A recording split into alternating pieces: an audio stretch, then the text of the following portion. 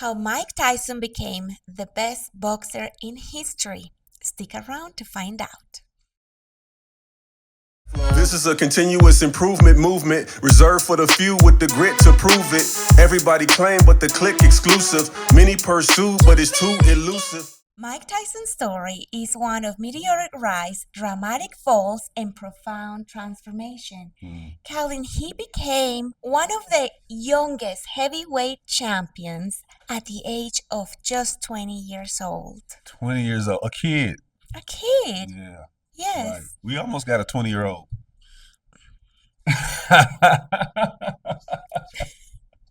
So, Calvin, what is the secret sauce to Tyson's transformation?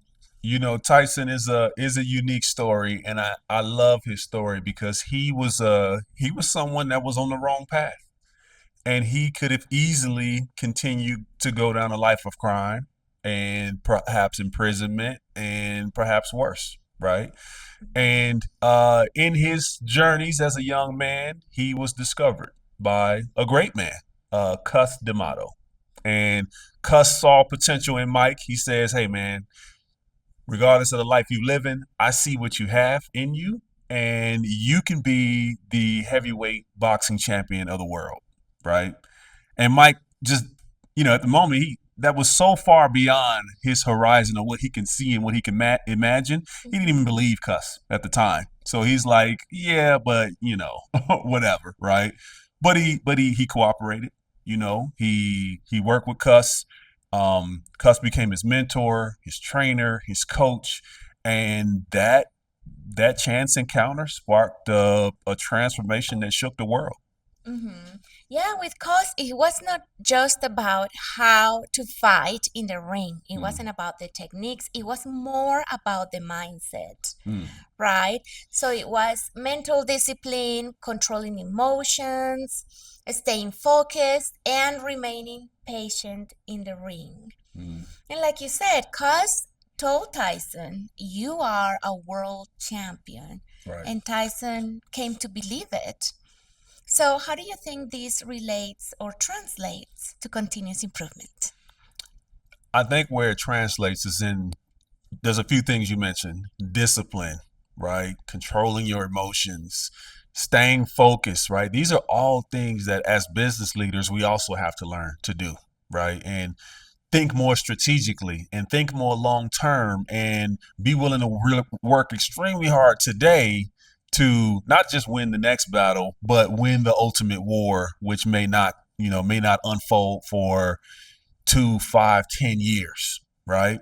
A lot of time, business leaders get emotional too, and they lose focus and they make bad choices that end up maybe benefiting in the moment, very short term, but having severe long term consequences. So these are all things that as a business leader, as an adult, as a responsible person, period, these are all things you got to get comfortable with.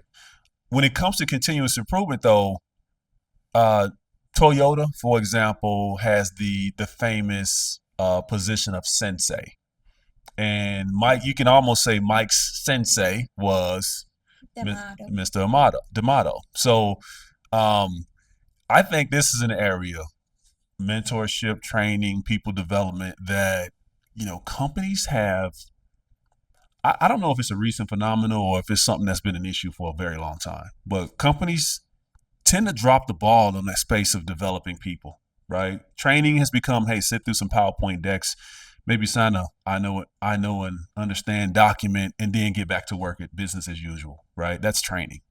If you think about what training Mike Tyson got, it was a lot more than just A little bit more involved. a little bit more involved, right? He is almost like, hey, I'm not even putting you in the ring until you got these basic things down and you can demonstrate this in practice and you're no longer doing it wrong, right? That's training. You're trained when you are beyond the bad behavior and you have 100% embraced the good behavior, right? Mhm. So in Toyota, they have senseis, and the purpose of a sensei is to help leaders, to help middle managers, to help individual contributors to understand their potential and consistently work to develop the mindset necessary for them to reach, for their potential, right? And the sensei is kind of a coach.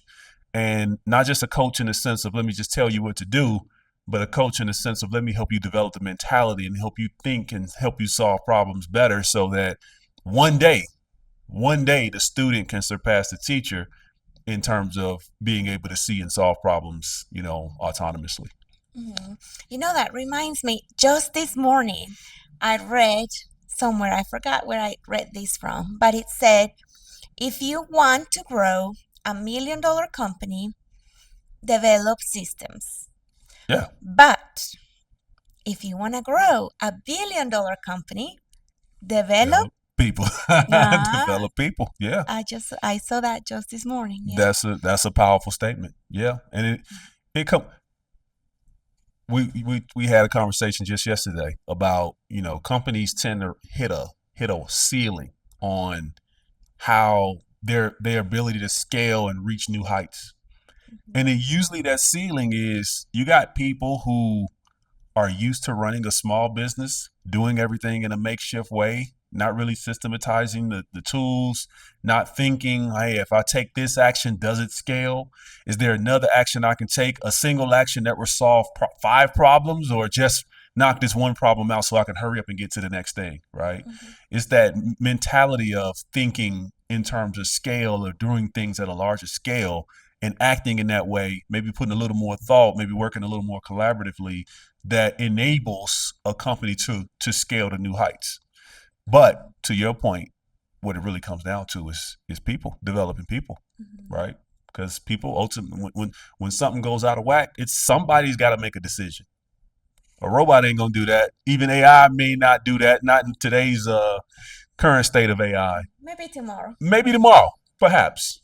But people, and it comes down to people development. So if you got underdeveloped people making important decisions, you're not gonna get the best. You're not gonna get the best outcomes. So now you can also learn from Mike Tyson's journey to greatness to grow your business. And today we focus on mentorship. Sensei. Senseis, develop people. Learn from the master, right? That's right. Thank you so much for listening. Let's get better every day, and we'll see you again tomorrow. For daily news on operational excellence and how it relates to current events, check us out on the Ticket to Freedom podcast. Simply subscribe to our YouTube channel and stay up to date on the latest developments in continuous improvement.